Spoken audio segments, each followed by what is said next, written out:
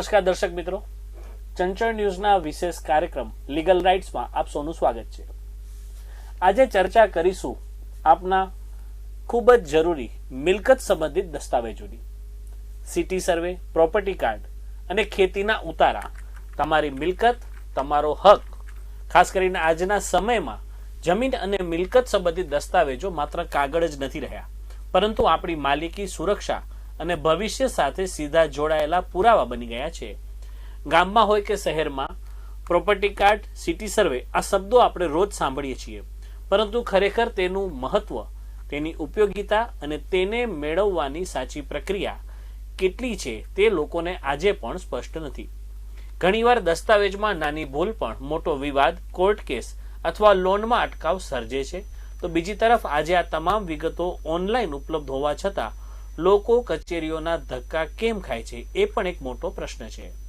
આજે અમારા ખાસ ટોક શોમાં આપણે સમજવાનો પ્રયાસ કરીશું કે સિટી સર્વે એટલે શું, પ્રોપર્ટી કાર્ડ ક્યાં અને કેમ જરૂરી છે, ખેતીના ઉતારા કેટલા પ્રકારના હોય છે અને પોતાની ન હોય તેવી મિલકતની માહિતી કાયદેસર રીતે મળી શકે કે નહીં, સાથે સાથે માહિતી અધિકાર કાયદા હેઠળ ખાનગી માહિતીની સીમા સ્પષ્ટતા લાવીશું। તો જો આપ જમીનના માલિક છો, ખરીદી કરવાનો વિચાર કરો છો, લોન લેવી છે કે ફક્ત પોતાના હકો અંગે જાગૃત બનવા માંગો છો, તો આ ટોક શો તમારા માટે ખૂબ જ ઉપયોગી સાબિત થવાનો છે। અને આ સમગ્ર ટોક શોમાં તમને આ બધી બાબતોથી વાકેફ કરવા માટે સ્ટુડિયોમાં ઉપસ્થિત છે જાણીતા એડવોકેટ શ્રી પ્રફુલભાઈ ઠક્કર। પ્રફુલભાઈ, સ્વાગત છે આપનું ચંચળ ન્યૂઝમાં। Thank you. પ્રફુલભાઈ, સૌથી પહેલા તો જણાવો કે સિટી સર્વે એટલે શું છે અને તેનો મુખ્ય હેતુ શું છે? સિટી સર્વે જે પહેલો શબ્દ છે સિટી એટલે શહેરી જે મિલકતો છે, મકાન અને પ્લોટ, ખેતીની જમીન સિવાયની જે મિલકતો છે, ઓફિસ, દુકાન, ગોદાઉન, એ બધાનું એ સર્વે કરતા હોય છે। સર્વેની કામગીરીમાં માપ, મેજરમેન્ટ એ બધું આવી જતું હોય છે અને એ પોતાના દફતરે નોંધી અને એ આપણી મિલકતોને કાયદેસરતા એ કચેરી આપે છે। સિટી સર્વે એ બહુ જૂનો શબ્દ છે, હવે એમાં આપણે આગળ બહુ ઘણા વધી ગયા છીએ અને આ સિટી સર્વે હવે શહેરીકરણને મૂકી અને ગામડા તરફ પણ એ જાય છે। ગામડાની પણ મિલકતો જે અત્યારે માત્ર તલાટી સમક્ષ હતી, તલાટી ગ્રામ પંચાયતનું આકારણી રજીસ્ટર એકમાત્ર પુરાવો આપણે મિલકતો માટેનો હતો, એ હવે સિટી સર્વેના દાયરામાં આવી રહી છે અને આપણી તમામ મિલકતો કાયદેસર બને એ માટેની જે સરકારી પ્રક્રિયા છે એ કચેરીનું નામ એટલે સિટી સર્વે કચેરી। એવી જ રીતે વાત કરીએ, તમે સિટી સર્વેની વાત જણાવી, તો એ જ રીતે પ્રોપર્ટી કાર્ડ શું છે ને એ કેવી રીતે આખું થાય છે? સિટી સર્વેની જે કામગીરી જ્યાં પૂર્ણ થાય છે ત્યાંથી આપણો માલિકી હકનો પુરાવો છે એ શરૂ થાય છે। માલિકી હકનો પુરાવો એટલે કે પ્રોપર્ટી કાર્ડ, તમામ વિગતો કે જે આપણા માટે સિટી સર્વે કચેરીએ કરી છે, કે એની જે માપણી કરી છે, એના માલિકો એણે તપાસ્યા છે, એ તમામ વિગતો એમાં આવતી હોય છે। જેમાં જે વોર્ડ છે એની વિગતો, સિટી સર્વે નંબરની વિગતો, એના જે પ્લોટની જે વિગતો હોય છે એ, આપણી જે મિલકત એ દુકાન છે, ઓફિસ છે, ગોદામ છે, પ્લોટ છે, મકાન છે કે જે કંઈ પણ છે એનું શું માપ છે જમીનનો અને એના બાંધકામનો, એ માપ એમાં નોંધાય છે।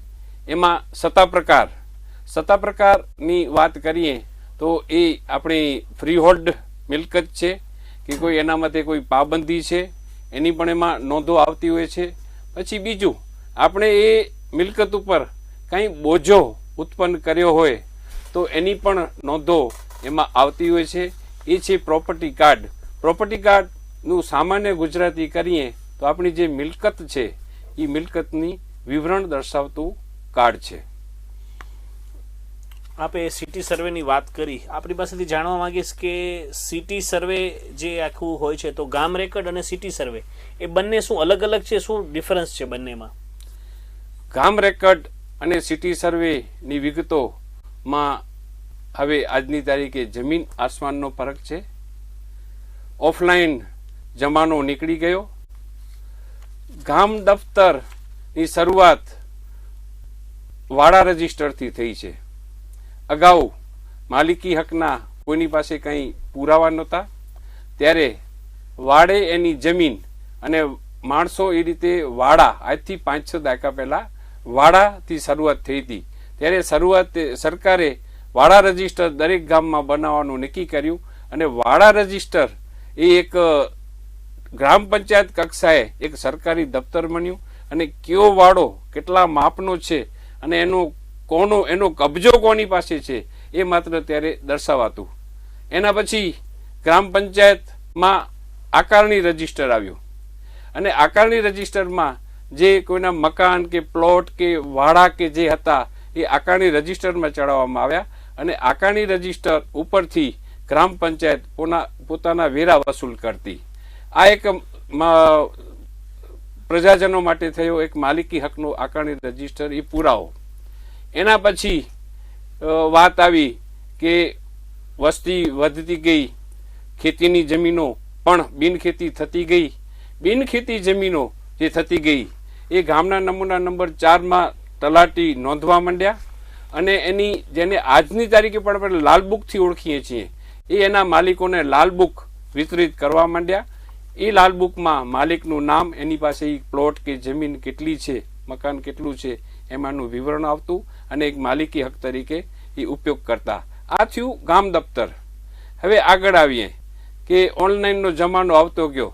સરકારે જે સિટી પૂરતી જે જોગવાઈઓ મર્યાદિત રાખી હતી કે સિટી સર્વે કરી અને એનું વિવરણ પોતાના પ્રોપર્ટી કાર્ડમાં બતાવવું, હવે એ આજે ગામડા સુધી લઈ ગયા છે અને આજે લાલબુકોમાં જે વિગતો સંગ્રહાયેલી પડી છે, ગામના નમૂના નંબર 4માં જે વિગતો સંગ્રહાયેલી પડી છે એ પ્રોપર્ટી કાર્ડના દાયરામાં આવી રહી છે અને એનાથી હવે એકસૂત્રતા થશે એવું લાગી રહ્યું છે.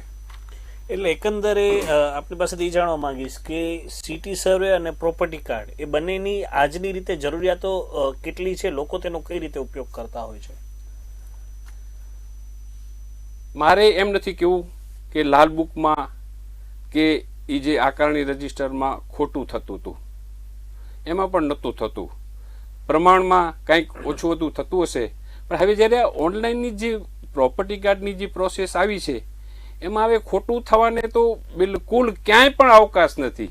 એમાં જે વિગતો દાખલ થઈ ગઈ, એમાં જે પ્રમાણિત થઈ ગઈ, હવે એમાં કોઈથી પણ ક્યાંય પણ ફેરફાર થઈ શકતો નથી. એ રીતે પ્રોપર્ટી કાર્ડનું મહત્વ ઘણું બધું છે. હવે પ્રોપર્ટી કાર્ડનું મહત્વ ક્યાં છે? તો સૌથી પહેલા આપણે એનો માલિકી હક તરીકે આપણે એનો ઉપયોગ કરી શકીએ છીએ. ક્યાં કાવા દાવા થયા, આપણે ક્યાંક ચેલેન્જ થઈ કે આ મિલકત તમારી નથી, એવી ચેલેન્જ થઈ કે આ માપની તમારી મિલકત નથી, તો ત્યાં આપણે પુરાવા તરીકે પણ એનો આપણે ઉપયોગ કરી શકીએ છીએ. આપણને સરકાર પાસેથી કે બેંક પાસેથી ક્યાંક લોન લેવી છે તો એ લોનમાં પણ માલિકી હક તરીકેનો જે આધાર આપવો પડે છે, ત્યાં આપણે એ પ્રોપર્ટી કાર્ડ અને સિટી સર્વેની વિગતોનો આપણે ઉપયોગ કરી શકતા હોઈએ છીએ. વારસાઈમાં અને કોર્ટ કેસમાં પણ ઉપયોગી થાય છે ખરું પ્રોપર્ટી કાર્ડ? વારસાઈમાં તો 110% ઉપયોગી જ છે કે જે પ્રોપર્ટી કાર્ડમાં જેનું નામ દાખલ થયું છે, હવે એમને મૃત્યુ થાય છે તો એમના વારસો એમાં પોતાના નામ દાખલ કરાવી શકે છે અને પોતાના માલિકી હક ઉત્પન્ન કરી શકે છે. અને કોર્ટમાં પણ જેમ કીધું તેમ કે કોર્ટમાં પણ એક સારામાં સારા પુરાવા તરીકે આપણે પ્રોપર્ટી કાર્ડનો ઉપયોગ કરી શકતા હોઈએ છીએ. પ્રફુલભાઈ, દર્શકો આપને જોઈ રહ્યા છે, એમને જણાવું કે કદાચ કોઈ પ્રોપર્ટી કાર્ડ ઓનલાઈન મેળવવા માંગે છે તો શું આ શક્ય છે ખરું? અને જો ઓનલાઈન લે છે તો આ પ્રોપર્ટી કાર્ડ જે છે એ માન્ય દસ્તાવેજ તરીકેનો ઉપયોગ કરી શકે છે કે નહીં? પ્રોપર્ટી કાર્ડ આજે ઓનલાઈન આંગળીના ટેરવે જેને કહીએ એ રીતે આપણા મોબાઈલમાં પણ ઉપલબ્ધ છે. માણસોને જોતા હોઈએ છીએ કે એ કચેરીના ધક્કા ખાતા હોય છે અને કચેરીમાં 5-5, 10-10, 15-15 દિવસ એ પ્રોપર્ટી કાર્ડ આપવામાં એમની કામગીરીના કારણે પણ લાગી જતા હોય, એ સ્વાભાવિક છે. પણ આજે પ્રોપર્ટી કાર્ડ મેળવવા માટે ક્યાંય પણ જવાની જરૂર નથી. માત્ર પોતાનો મોબાઈલ કે જે સ્માર્ટફોન છે જેમાં આપણે ઇન્ટરનેટનો ઉપયોગ કરીએ છીએ એવા મોબાઈલમાં આપણે પ્રોપર્ટી કાર્ડ આસાનીથી મેળવી શકીએ છીએ. સરકારની વેબસાઇટ છે એક ઈ મિલકત અને બીજી છે NEROR. હવે એમાં આપણે એના ઉપર ક્લિક કરીએ એટલે એક મેનુ ખુલે છે અને એ વિગતો કોણ વ્યક્તિ લે છે એની પહેલા એમાં માહિતી નાખવાની હોય છે. દાખલા તરીકે હું લઉં છું તો મારા મોબાઈલ નંબર, નામ, લિંક જેવી ઈમેલ એડ્રેસ વગેરે ચારેક વિગતો એમાં નાખીએ છીએ એટલે આપણી એક ઓળખ પુરવાર થાય છે. આપણે જે મોબાઈલ નંબર એન્ટર કર્યો છે એના ઉપર એક OTP આવે છે એટલે સરકારને ખાતરી થાય છે કે આ મોબાઈલ નંબર વાળા ભાઈ જ આ સાઇટનો ઉપયોગ કરી રહ્યા છે. એ વિધિ આપણે પૂરી કરી અને એના પછી આગળ જઈએ તો એમાં તમને શું જોઈએ છે તો એમાં પ્રોપર્ટી કાર્ડ ઉપર આપણે ક્લિક કરવાનું આવે છે અને પ્રોપર્ટી કાર્ડની વિગતમાં જઈએ તો પહેલાં જિલ્લો સિલેક્ટ કરવાનો, એના પછી સિટી સર્વે જે કચેરી છે એ સિલેક્ટ કરવાની, કારણ કે એક જિલ્લામાં સિટી સર્વે કચેરી એકથી વધુ હોય એ સ્વાભાવિક છે. એટલે આપણી મિલકત જે એરિયામાં આવતી હોય અને જે સિટી સર્વે કચેરી લાગતી હોય એ સિટી સર્વે કચેરી આપણે સિલેક્ટ કરવાની રહેશે.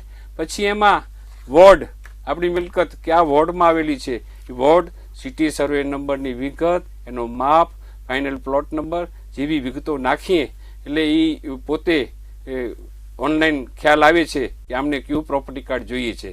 પછી આપણે સીધું પેમેન્ટનું ઓપ્શન આવે છે અને પેમેન્ટમાં પણ માત્ર 5 રૂપિયા જ એક પ્રોપર્ટી કાર્ડના ભરવાના હોય છે અને એ 5 રૂપિયાની ફી આપણે ભરીએ એટલે આપણો પ્રોપર્ટી કાર્ડ, આપણે જે પ્રોપર્ટી કાર્ડ માગ્યો છે એ પ્રોપર્ટી કાર્ડ આપણા મોબાઈલમાં, આપણા કોમ્પ્યુટરમાં એ ડાઉનલોડ થઈ જાય છે અને એની પ્રિન્ટ આપણે ગમે ત્યારે પ્રિન્ટ મેળવી ને એનો પુરાવા તરીકે ઉપયોગ કરી શકીએ છીએ. એક વાત કે એમાં સહી તો ક્યાં કોઈની આવી નહીં, તો એમાં ડિજિટલ સાઇન હોય છે, QR કોડ હોય છે. કોઈ પણ વ્યક્તિ, કોઈ પણ સંસ્થા એને QR કોડ ઉપર સ્કેન કરવાથી એ જે પ્રોપર્ટી કાર્ડ એમના હાથમાં છે એ સાચો છે કે ખોટો છે એ ચેક કરી શકે છે અને ડિજિટલ સાઇન હોવાથી કોઈ પણ જગ્યાએ એક સારા પુરાવા તરીકે એ પ્રોપર્ટી કાર્ડની નકલનો ઉપયોગ થઈ શકે છે.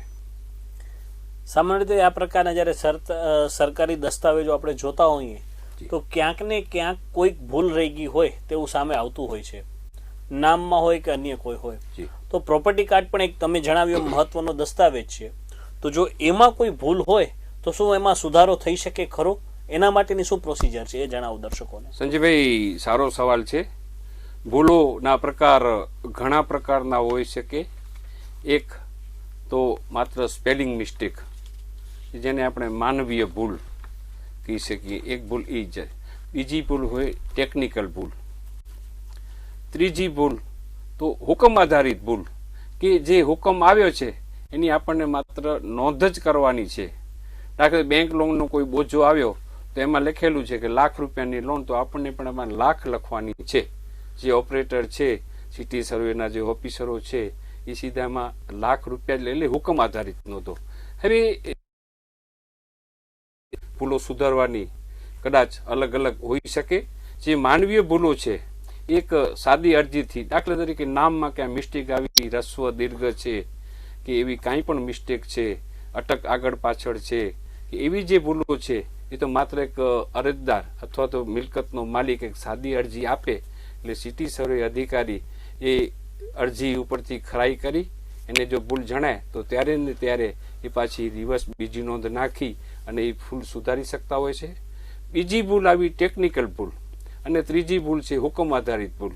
હવે ક્યાંક હુકમ જ ખોટો છે તો એના માટે જે સિટી સર્વે કચેરીના જે ઉપરી અધિકારી છે ત્યાં આપણે અપીલના રૂપમાં જવું પડે છે અને એને કન્વિન્સ કરવા પડે છે કે આ હુકમ ખોટો છે, હુકમમાં જે વિગત બતાવવામાં આવી છે એ ખોટી છે, અથવા કોઈ ખોટા ઈરાદાથી મારી મિલકતમાં છેડછાડ કરીને જે સાચી વિગતો છે એ નાખવાને બદલે ખોટી વિગતો નાખવામાં આવી છે એ આપણે પુરવાર કરવાનું હોય છે અને તેથી એ હુકમ આધારિત જે નોંધો છે એ આપણે એમાં સુધારા કરાવી શકતા હોઈએ છીએ. આપણે સંજયભાઈ અત્યાર સુધી વાત કરી સિટી સર્વેના પ્રોપર્ટી કાર્ડની.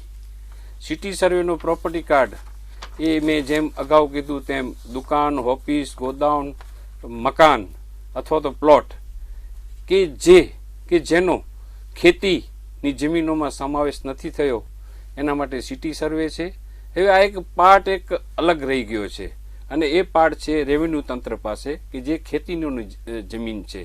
ખેતીની જમીનના માલિકી હક પુરવાર કરવા માટેના જે બધા કાગળો છે એને રેવન્યુ તંત્રના ગામના ખેતીના ઉતારા આપણે એને કહીએ છીએ. ખેતીના ઉતારા એકચ્યુઅલી છે ગામના ઉતારા. ગામના નમૂના બધા જોવા જઈએ તો 1 થી 18 છે.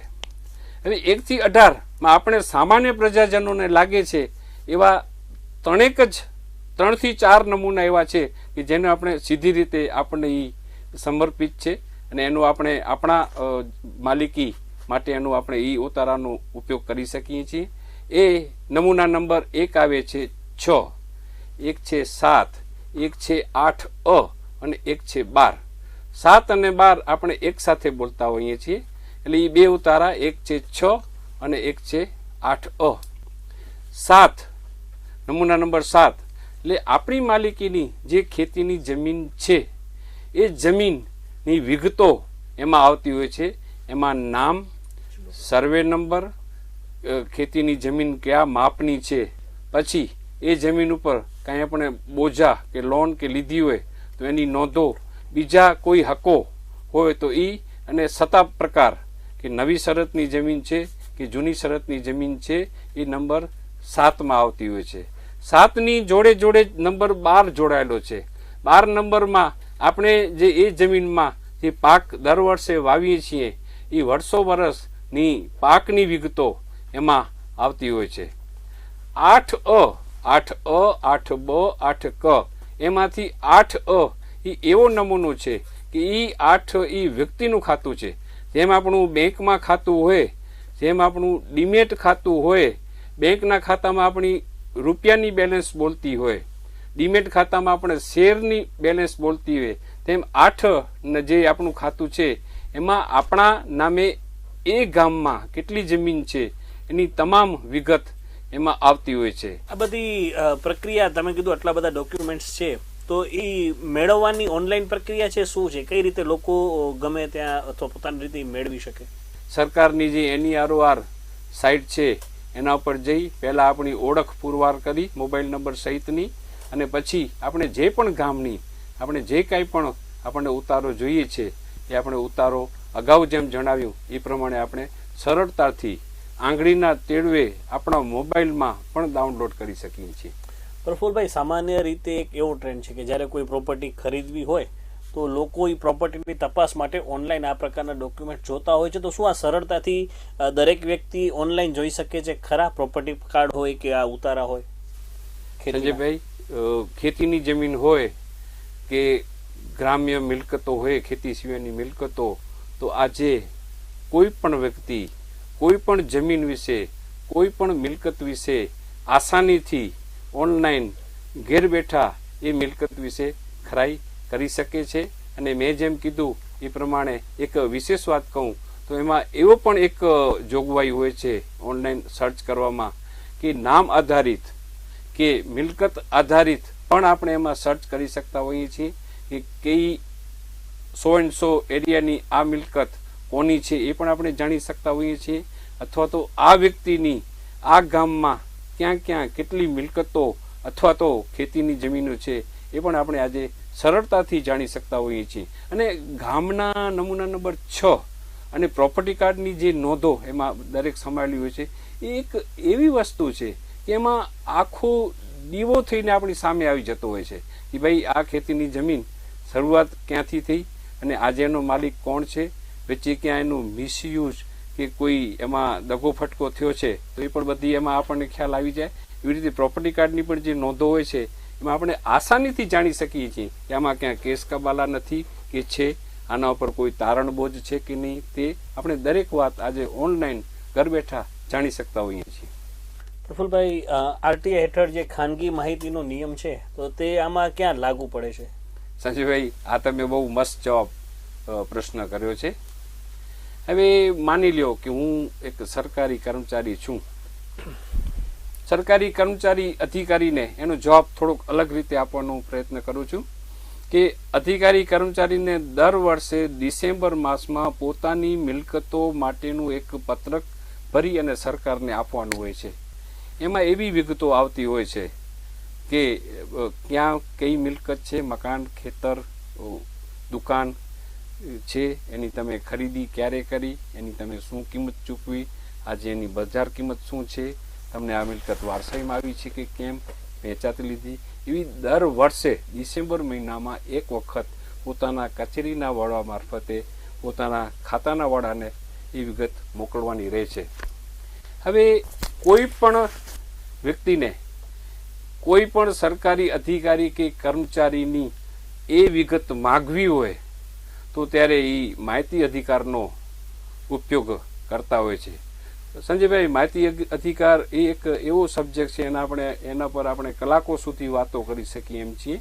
હવે આ જ્યારે વાત આવે છે કે કોઈકની આ માહિતી મિલકત સંબંધી કે ભાઈ દર વર્ષે કઈ રીતે એને પોતાની મિલકતમાં વધારો કર્યો છે, જેવી રીતે આજે ધારાસભ્યો અને સંસદ સભ્યોની માહિતી એફિડેવિટ ઉપરથી જાહેર જે દસ્તાવેજ સરકારે કરી દીધો છે, એવી રીતે માહિતી જ્યારે માંગતા હોય છે ત્યારે એને કચેરીના વડા એમ કહીને નકારે છે કે ભાઈ આ અંગત માહિતી છે, અમે આપી નહીં શકીએ. હવે માહિતી અધિકારના કાયદામાં આ બાબત અંગત થઈ ગઈ, પણ જો મારે એ જ માહિતી જો આના સાઇટ ઉપર ગવર્મેન્ટની NEROR સાઇટ પરથી મને કોઈકની આ માહિતી કાઢવી છે તો હું આસાનીથી કાઢી શકું છું. સંજયભાઈ, હજી એક ત્રીજી વસ્તુ આમાં એક આપણે એડ કરીએ કે સબ રજિસ્ટ્રારની એક સાઇટ છે, એના ઉપર આપણે 1947 થી લઈ અને આજની તારીખ સુધીનું આપણે એવું સર્ચ કરી શકીએ છીએ કે આ વ્યક્તિની મિલકત અંગે કેટલા દસ્તાવેજ થયા છે, આ વ્યક્તિએ આદિ સુધી કેટલા દસ્તાવેજ તૈયાર કર્યા છે. આપણે ઓનલાઈન કોઈને કાંઈ કીધા વગર એની જે નિયત ફી આવે છે એ ભરી અને આપણે એ દસ્તાવેજની વિગત છે, આ 7/12 જે ખેતીની જે જમીનના જે ઉતારા છે એ કે આ પ્રોપર્ટી કાર્ડની વિગતો છે, આપણે કોઈ પણ વ્યક્તિના નામથી સર્ચ કરી આપણે ડાઉનલોડ કરી શકતા હોઈએ છીએ. એની ફી જે ભરવાની ત્યારે મારે કહેવાનું અહીં આવે છે કે અહીંયા કાયદો ડિફર થાય છે કે જે માહિતી એક બાજુ સરકાર કહે છે કે આ માહિતી અંગત છે અને બીજી બાજુ એને સાર્વજનિક કરી છે, સાર્વજનિક કરવી જ જોઈએ, પણ જ્યારે આવી માહિતી આપવાની વાત આવે ત્યારે જે એમ કહે છે કે અંગત માહિતી છે આપી નહીં શકીએ, એમાં સુધારો થાય એ મને અત્યારે જરૂરી દેખાય છે. પ્રફુલભાઈ, છેલ્લો પ્રશ્ન આપને પૂછવા માંગીશ કે હાલે જે આ તમામ ડોક્યુમેન્ટેશન છે, થોડા સમય પહેલાની વાત કરીએ, હવે તમે કહો છો એમ ડિજિટલાઇઝેશન તમામ ડોક્યુમેન્ટનું થઈ ગયું છે, તો આ ડોક્યુમેન્ટ્સો મેળવવા અથવા તેમાં સુધારો કરવા પહેલાની સાપેક્ષે કેટલું સરળ બન્યું છે અને હજી પણ લોકોને શું શું મુશ્કેલીઓ પડી રહી છે, કદાચ પડી હોય તો સિસ્ટમમાં આપણે શું સુધારવાનો અવકાશ કહી શકીએ? સંજયભાઈ, આજથી 3 દાયકા પહેલા મને ખબર છે કે આપણે આપણો 7/12 એક ઉતારો લેવો હોય ને તો વેપારી છે એણે ઘઉં કે મગફળી જે ખેડૂતો છે મારી વાત હમણાં જ સ્વીકારશે કે મગફળીની વાત આવે એટલે કચ્છથી બારે વેચતા અને બારે એટલે જામનગર સાઈડ અને ગુજરાતભરમાં જતી. હવે એ જે આપણે મગફળી એ આપણી છે એ સાબિત કરવા માટે એની જોડે 7/12 ઉતારો સામેલ રાખવો પડતો. હવે એ 7/12 ઉતારો લેવા માટે મને બરોબર ખબર છે કે તલાટી પાસે એ એટલા ધક્કા ખાતા, કારણ કે સૌથી પહેલા ત્યારે મોબાઈલનો અને ટેલિફોનનો જમાનો નહોતો ને ત્યારે તલાટી પાસે પણ 2-3 ગામના 4-6 ગામના સેજાવ હોય એટલે આપણે તલાટીને ગોતવો પણ અઘરો પડતો અને 7/12 ઉતારો આપણને મળ્યો તો મને બરોબર ખબર છે કે માણસો આખા ગામમાં બતાવતા કે મારી પાસે મારા ગામનો 7/12 ઉતારો મારા પોતાના આર્યા ને માણસો એ પ્રમાણે રાજી થતા કે જાણે એને કંઈક લાખોની મિલકત મળી ગઈ હોય, 7/12 પોતાનો ઉતારો એના હાથમાં આવ્યો એવી પરિસ્થિતિ હતી. દિવસા દિવસ એ પરિસ્થિતિ સુધરવા માંડી. તલાટી પાસેથી દફતર બધું તાલુકા કક્ષાએ આવ્યું. પછી 2004માં એવું બન્યું કે તમામ વિગતો ખેતીની જમીનની ઓનલાઈન કરવામાં આવી. ઓનલાઈન કરી એટલે આ બધું એકદમ આંગળીના ટેરવે આપણે જેમ કીધું એમ થઈ ગયું. હજી પણ એમાં દિવસો દિવસ એમાં ઘણા બધા સુધારા થતા જાય છે. હવે તમે જેમ કીધું કે નામઠામમાં કંઈ વિસંગતતા છે તો આપણે ઓનલાઈન ઘેર બેઠા આપણે એમાં સુધારા 6 નંબરની નોંધ આપણે એમાં નખાવી શકીએ છીએ કે ભાઈ મારા નામઠામમાં સો એન્ડ સો ભૂલ છે. પછી જ્યારે વારસાઈની વાત આવે છે ત્યારે પણ આપણને સરકાર પર કોઈ પણ મામલતદાર ઓફિસમાં કે ક્યાં પણ આપણે જવાની જરૂર નથી. આપણે ઘેર બેઠા એ વારસાઈની નોંધો પણ આપણે નાખી શકતા હોઈએ છીએ.